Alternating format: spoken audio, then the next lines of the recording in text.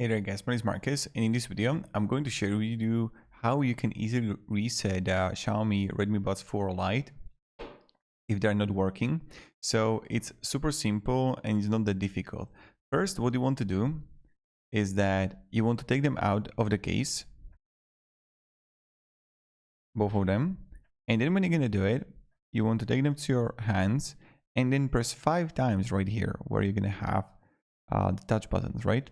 So you can go 1, 2, 3, 4, 5. When you're gonna do it, then you could put them back to the case, and that's it. So let me know in the comments if it's going to work out for you and if the factory reset actually helped.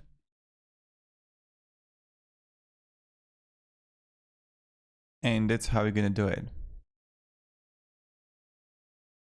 And then you're gonna put them back in. So thank you very much for watching and have a great day and goodbye.